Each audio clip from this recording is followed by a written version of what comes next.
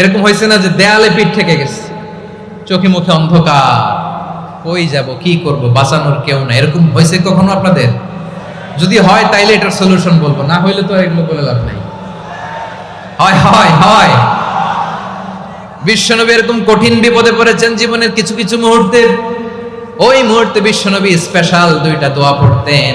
এই দোয়াগুলো আপনাদেরকে জানিয়ে দেয়। বিশ্বনবী বলেন, কঠিনতম বিপদে যখন পড়বা, দেয়ালে পিঠ থেকে যায়, চোখে মুখে অন্ধকার, বাঁচার কোনো উপায় নেই, তখন পড়বা লা ইলাহা ইল্লা আনতা সুবহানাকা ইন্নী কুনতু মিনাজ জালিমিন। আল্লাহ, তুমি ছাড়া কোনো ইলাহ নাই, তুমি পবিত্র, নিশ্চয় আমি জালিমদের অন্তর্ভুক্ত। সুবহানাল্লাহ বলেন। এই দোয়া সাইয়েদনা ইউনূস আলাইহিস সালাম পড়েছিলেন যখন মাছের পেটে ছিলেন। কিসের পেটে? এবং অনেক মুফাসসিরিন একরাম বলেছেন, অনেক আহলুল ইলমরা বলেছেন, এটা হচ্ছে ইসমে আজম। ইসমে আজম এমন দোয়া যেটা দিয়ে দোয়া করলে আল্লাহ দোয়া কবুল করে, কিন্তু এটা কোনটা, এটা নিয়ে ইখতিলাফ আছে। কোন আহলুল ইলম বলেন এই লা ইলাহা ইল্লা আনতা সুবহানাকা ইন্নী কুনতু মিনাজ জালিমিন, এটা হচ্ছে ইসমে আজম। সাইয়েদনা ইউনূস আলাইহিস সালাম পড়েছেন, আপনারা পড়েননি? লা ইলাহা ইল্লা আনতা সুবহানাকা ইন্নী কুনতু মিনাজ জালিমিন। বিশ্বনবী বললেন, দেয়ালে পিঠ থেকে গেলে, চোখে মুখে অন্ধকার, বাঁচার কোনো উপায় নাই, তখন এই দোয়াটা পড়তে হবে। এই দোয়া পড়ে আল্লাহর কাছে ফরিয়াদ করলে বিপদ মুক্ত করবেন কে? একদল আছে হাই হুতাশ করে, হায় আল্লাহ রে, মোর কি হইল রে, মুই কি হরমু রে, মুই কমবে যামু রে, আছে না নাই? এরকম বিলাপ করতে নিষেধ করেছেন বিশ্বনবী। কি করব, কই যাব, কি হবে, হায় হায়, এরকম হাহুতাশ আছে না নাই? এবার আমরা দেখি বিষ্ণু ইসা ইসলামের জীবনে বিপদ আপদ ছিল কিনা। উনি বিপদ আসলে কিভাবে ডিল করতেন, বিপদ আসলে কোন দোয়া পড়তে হয়, কিভাবে ফরিয়াদের হাত উত্তোলন করতে হয়, কিভাবে রবের দরবারে নতজানু হয়ে ফরিয়াদ করতে হয়, এটা জানার দরকার আছে না নাই? আসুন আমরা বিষ্ণুনবীর জীবনী থেকে দেখি বিপদ আসলে উনি কি করতেন। বিপদ আসলেই প্রথমে বিষ্ণু ইসা ইসলাম একটা দোয়া পড়তেন। কি পড়তেন?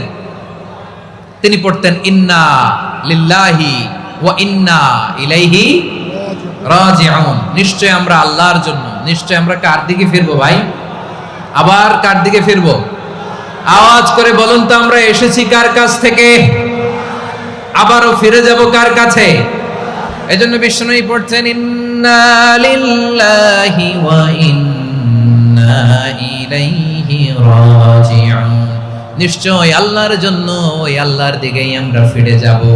তারপরে বিষ্ণুই পড়তেন, আল্লাহুম্মা আজুরনি ফি মুসিবাতি ওয়াখলুফ লি খায়রাম মিনহা। একসাথে প্রথমে পড়তেন ইন্না লিল্লাহি ওয়া ইন্না ইলাইহি রাজিউন, তারপর পরে পড়তেন আল্লাহুম্মা আজুরনি ফি মুসিবাতি ওয়াখলুফ লি খায়রাম মিনহা। মানে আল্লাহ, এই যে আমি বিপদে ধৈর্য ধারণ করলাম, এটার সব তুমি আমারে দাও, আর যেটা হারালাম এর চেয়ে ভালো কিছু দিয়ে মেকআপ করে দিও, ভালো কিছু দিয়ে বদল করে দিও। সুবহানাল্লাহ পড়েন। সাইয়েদনা আদম আলাইহিস সালাম ভুল করে যখন নিষিদ্ধ গাছের ফুল খেয়ে ফেললেন, ফল খেয়ে ফেললেন, আল্লাহ বললেন, আদম, ক্ষমা পেতে চাইলে তুমি আর হাওয়া মিলে স্বীকৃতি দাও, পাপের স্বীকৃতি আর পড়ো, রব্বানা যালামনা আনফুসানা ওয়া ইল্লাম তাগফির লানা ওয়া তারহামনা লানাকুনান্না মিনাল খাসিরিন।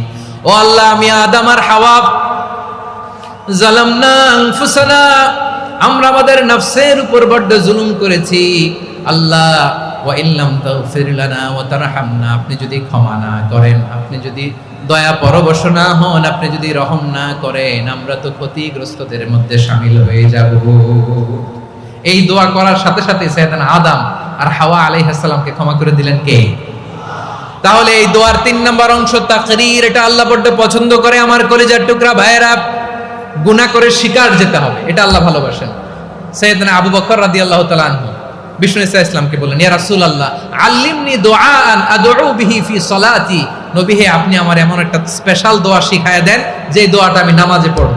নবী বললেন, তাহলে তুমি পড়ো, আল্লাহুম্মা ইন্নী যালামতু নাফসি যুলমান কাসীরান ওয়া লা ইয়াগফিরুয যুনুবা ইল্লা আনতা ফাগফিরলি মাগফিরাতাম মিন ইনদিকা ওয়ারহামনি ইন্নাকা আনতাল গফুরুর রহিম। সুবহানাল্লাহ।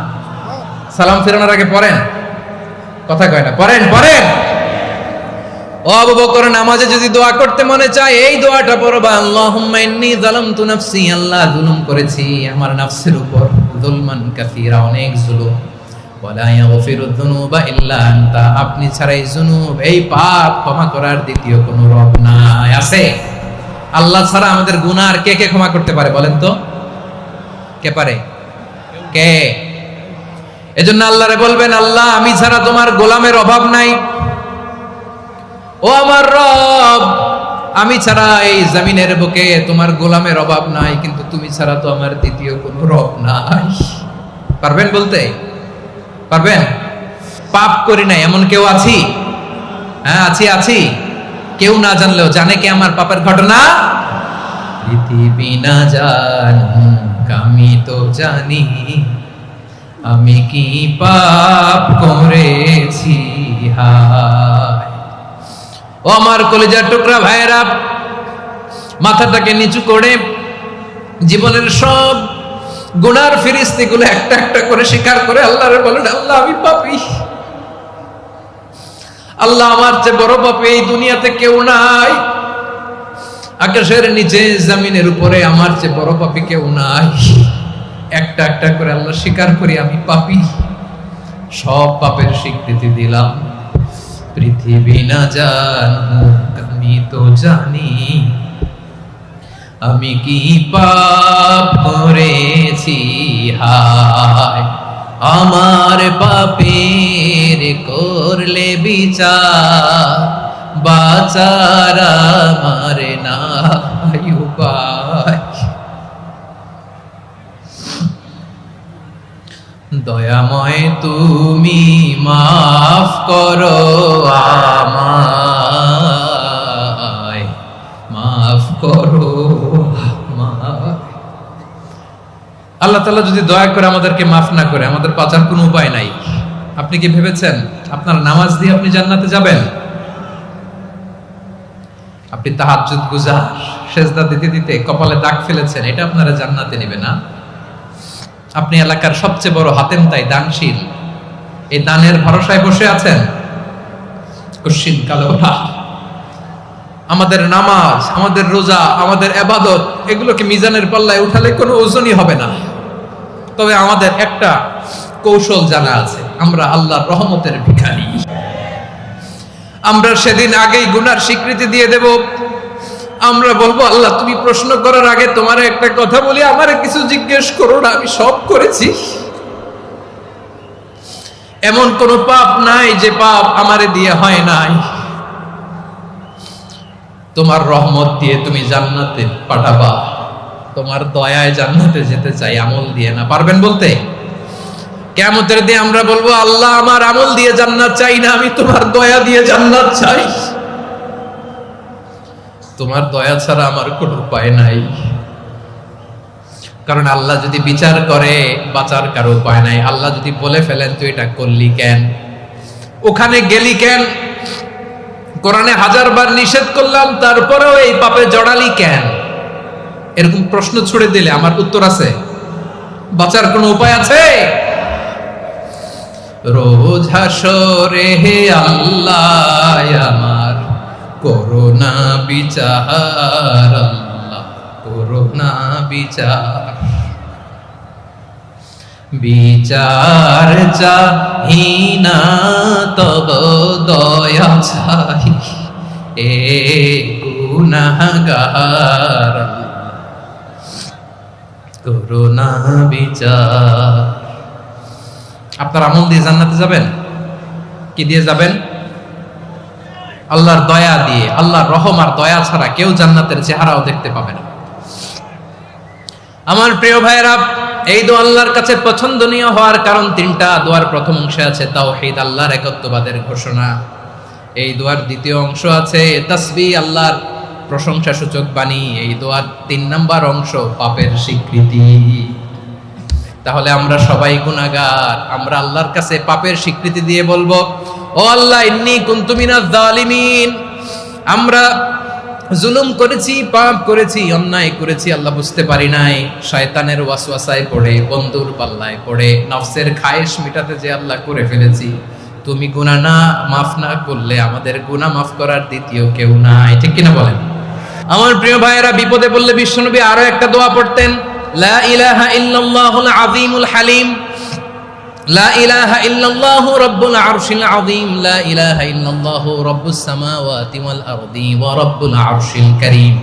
এই যে বললাম, রেকর্ড হয়ে গেছে, এখন তো আর ইনস্ট্যান্ট মুখস্থ না হলো, পরে মুখস্থ করে নেবেন।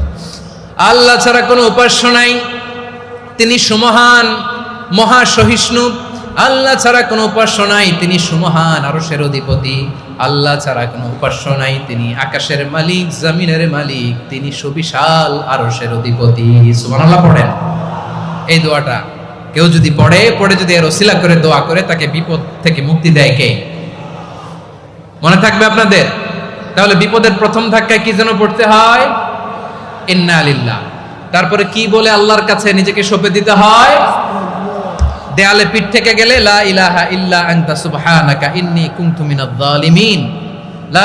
দুই নাম্বার হচ্ছে লা ইলাহা ইল্লাল্লাহুল আযীমুল হালিম, লা ইলাহা ইল্লাল্লাহু রাব্বুল আরশিল আযীম, লা ইলাহা ইল্লাল্লাহু রাব্বুস সামাওয়াতি ওয়াল আরদি ওয়া রাব্বুল আরশিল কারীম। মনে থাকবে? ইনশাআল্লাহ বলেন সবাই, আওয়াজ করে সবাই ইনশাআল্লাহ। অনেক সময় এমন হয়, হঠাৎ বিপদের সম্মুখীন হয়ে আমরা রেডি হয়ে বের হয়েছে অফিসে, হঠাৎ অ্যাক্সিডেন্টে পড়ে যাই, হঠাৎ পেটের ব্যথায় অজ্ঞান, এরকম হয় না? আপনাদের হয় না?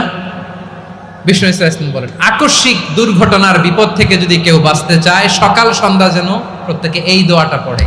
সকালে যদি 3 বার পড়ে, সন্ধ্যা পর্যন্ত হঠাৎ বিপদ থেকে সে রক্ষা পাবে।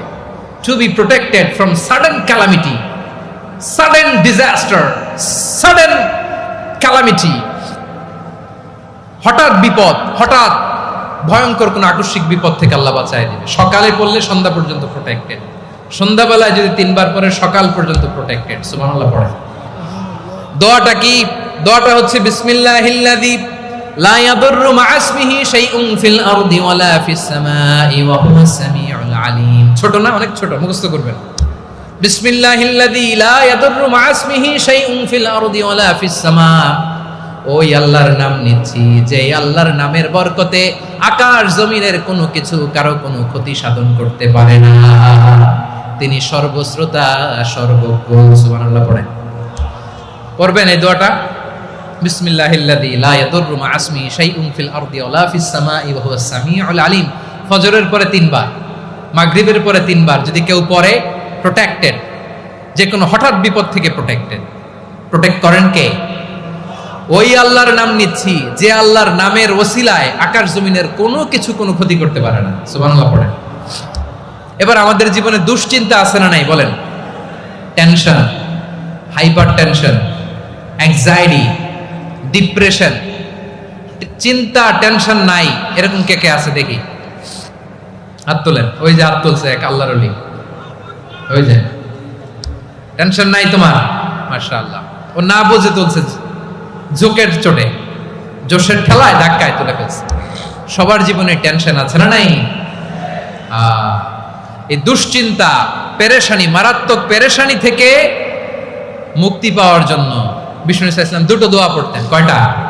অনেকগুলো পড়তেন। স্পেশাল 2টো দোয়া আজকে আপনাদের শিখায় যাব, শুনবেন না? কষ্ট হচ্ছে? সংক্ষিপ্ত মুনাজাত দিয়ে দেই।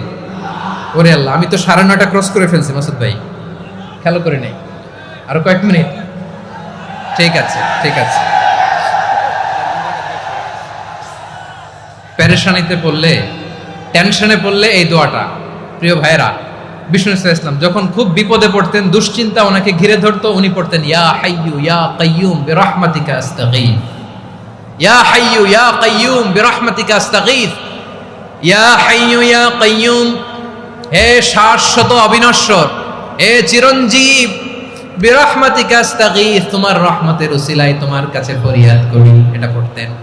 আবার আরেক বর্ণনায় এসেছে ইয়া হাইয়্যু ইয়া কাইয়্যুম বিরহমাতিকা আস্তাগীথ আসলিহ লি শা'নি কুল্লাহু ওয়া লা তাকিলনি ইলা নাফসি তারফাতা আইন। আসলিহ লি শা'নি কুল্লাহ, আল্লাহ আমার সবকিছু আপনি সেটেল করে দেন।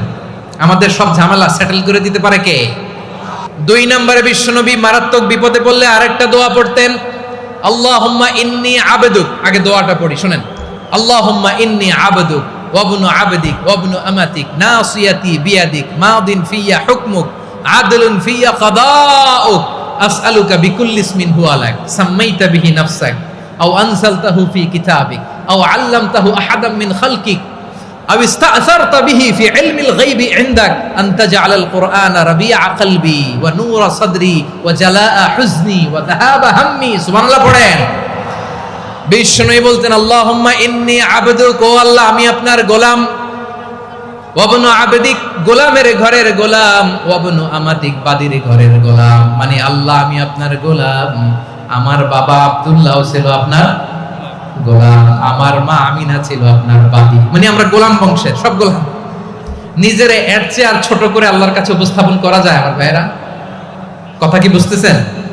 নিজেকে এর চাইতে ছোট নগণ্য আর তুচ্ছ করে আল্লাহর সাথে প্রেজেন্ট করা যায়? বিশ্বনবী বললেন ও আল্লাহ আমি আপনার গোলাম, গোলামের ঘরের গোলাম, দাসীর ঘরের গোলাম, নাসিয়াতি বিয়াদিক আমার মাথার চুলের ছুটি আপনার হাতের মুঠোয়, আপনি ডানে টান দিলে আমি ডানে যেতে বাধ্য, আপনি বাঁয়ে টান দিলে বাঁয়ে যেতে বাধ্য। সুবহানাল্লাহ বলেন।